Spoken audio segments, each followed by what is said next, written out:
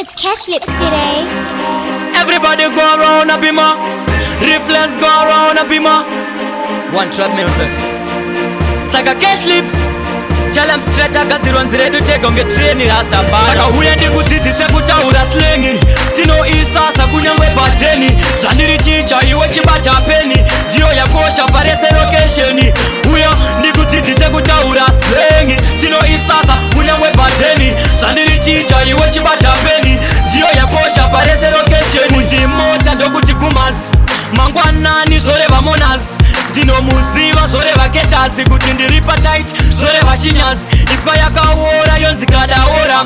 Zvino saswa masoja achifora. Kuti free city ndokuti free godo. Taizvi sasa na soja na pintodo. Eta micho kutrena konzi sasho. Ndasieka kunzagira shibrasho. Kuti baby ndokuti chick. Uya ndikuudze ndokuti tick. Saka uya ndikudzidzise kutaura slengi. Tino isasa kunyangwe pateni. Zvandiri ticha iwe chibata peni. Dio yakosha parese location.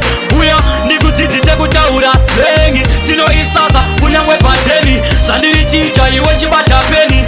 Dio yakosha parese location. Rasa adzizipatwa dzinosaswa ndudu rakabatwa. Kuti polisi ndokuti Babylani. Zvinosaswa pachoza kana London. Kuti foni ndokuti mboda. Saka baby ndichune chaunoda. Kuti bero ndokuti nginde. Cashlibs bika Riddim ndipinde. Kuchachira ndokuti kuvava.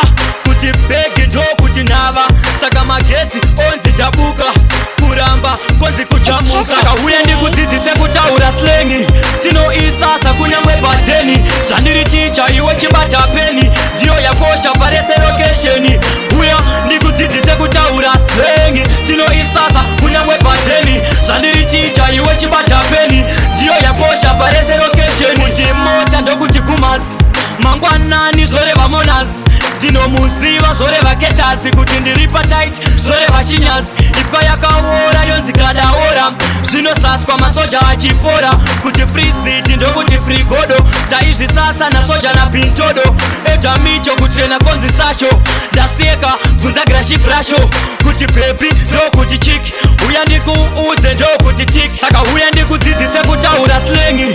Tino isasa kunyangwe pateni. Zvandiri ticha iwe chibata peni. Dio yakosha parese location. Uya ndikudzidzise kutaura slengi. Tino isasa kunyangwe pateni. Zvandiri ticha iwe chibata peni. Dio yakosha parese location. Yo. Big up Simplex. Big up down to the fullest. You see me I say Reflex Ma Usa on this station.